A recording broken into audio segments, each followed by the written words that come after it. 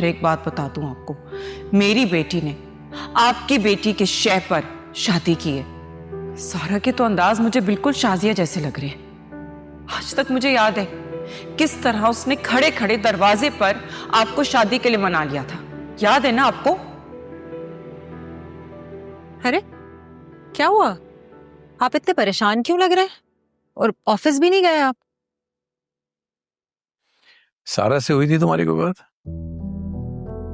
हाँ, सारा से हुई थी मेरी बात, वो कह रही थी आ जाएगी। मैं सोच रहा हूँ मैं खुद बात करूं उससे। आपको बात करने की क्या जरूरत है उससे? ये जरूरत तो है, मेरा ख्याल है करनी चाहिए।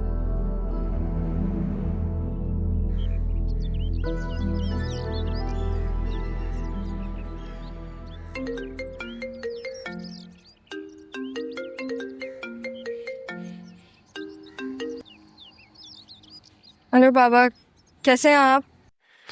कहाँ हो तुम सारा? कब वापस आओगी? क्या हुआ, खैरियत तो है? बेटा तुम्हारा तीमारदारी का शौक पूरा हो गया हो तो अब घर वापस आ जाओ। बाबा अभी तो मामा बस थोड़ी सी संभली हैं। बेटा थोड़ा या ज्यादा, वो जितनी भी संभली हैं संभल गई हैं, अब तुम घर वापस आओ। बाबा मुझे मिस कर रहे हैं? बेटा मैं तुमसे क्या बात कर रहा हूँ और तुम क्या जवाब दे रही हो? सुन लिया मैंने आपकी बात। मोहब्बत बहुत तकलीफदेह होती है कभी कभी। बेटा ये बात को कहाँ से कहाँ घुमा रही हो तुम? हाँ समझ आ गई मुझे, आप मुझे मिस करने लगे। आपको अपनी बेटी से मोहब्बत हो रही है? देखो तुम्हारी दोस्त की मदर का कोई भी मसला है तो उन्हें यहाँ ले आओ, कराची ले आओ, यहाँ करा लेंगे उनका इलाज। वो असल में उनके आने से आप डिस्टर्ब होंगे। बेटा मैं तुम्हारे वहां रहने से डिस्टर्ब हो रहा हूं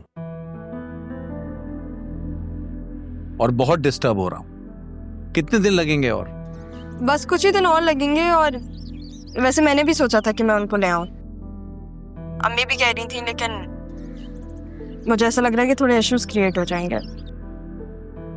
बेटा सलमा ने यहाँ पर नाजी का रूम रेडी करवा दिया है और तुम इतना क्यों सोचे चली जा रही हो? उस घर में कोई और नहीं है? उनके बड़े नहीं है? बड़े तो बहुत हैं, लेकिन कराची जाने से खौफजदा है। बेटा कराची अब इतना खौफनाक शहर भी नहीं है कि इससे डरा जाए। हाँ बाबा, मैं उन्हें समझाऊंगी कि आप बदलना। आप नहीं, मतलब आप जैसे कराची में रहते हैं ना, तो लाइक कराची बदल गया, हम कराची में रहते हैं ना। अच्छा एक बात बताओ, ये रक्षी से शादी मुनव्वर ने तुम्हारे कहने पे की है? क्यों? ये बात पप्पा ने पूछी होगी आपसे, है ना? चलो मैं आपको आकर बताती हूँ। बाबा एक बात पूछनी थी आपसे। वो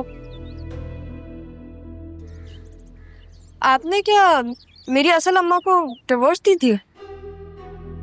नहीं ऐसा कुछ भी नहीं है, लेकिन इस वक्त इस सवाल का क्या मतलब है?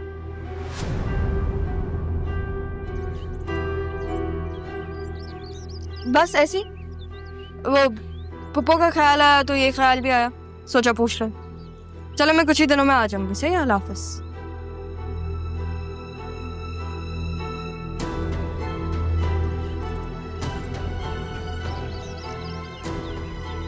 पप्पो सीधी नहीं होंगी ना आप, पर हम दोनों के बीच आदिल नहीं होता ना, तो मैं आपको बताती। तक चैन नहीं मिला आपको।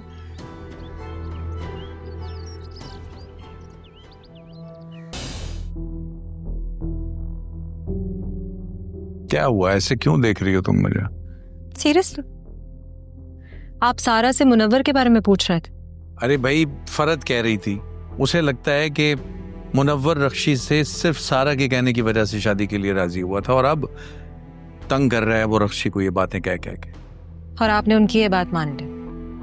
वाह, शादी उनकी बेटी की हुई है और शक आप अपनी बेटी पे कर रहे हैं। कमाल करते हैं आप मजहर। अच्छी बात मैं क्यों ना करूं शक? भाई ये वहां गई थी ना, तो गई है तो कोई तो बात की होगी इसने वहां पे। आप आगे की बात क्यों नहीं समझ रहे हैं?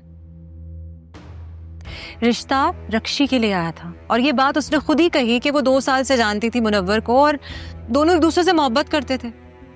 सारा और आदिल तो उसके घर सिर्फ रिश्ता मांगने गए थे ना, और वैसे भी उस वक्त जब कोई इशू नहीं था, तो ये बात अब क्यों हो रही है शादी के बाद? जितना आप अपनी बेटी पे शक करते हैं ना, उसकी जिंदगी खत्म हो जाएगी आपका शक दूर करते करते, लेकिन आपकी इज्जत पे आंच नहीं आने देगी वो। सलमा, मैं अगर तुम्हें सच बताऊं ना तो मैं शाजिया के रवैये के बाद से बहुत डर गया हूं। मैं शक करने लगा हूं, शायद हर किसी पे ही करने लगा हूं। तो आप उन पे भी क्यों शक करते हैं? अगर वो जिंदा होती ना तो खुद जाके उनसे पूछ लेते कि ऐसा क्या हुआ था जो यहाँ से चली गई थी। गया था पूछने, लेकिन देर हो गई थी उस वक्त तक। तो उनके वालिद से पूछ लेना चाहिए था ना कि क्यों चली गई थी यहाँ से, क्या वजह थी, और उन्होंने आपसे बात क्यों नहीं की और इतना बड़ा कदम उठा लिया।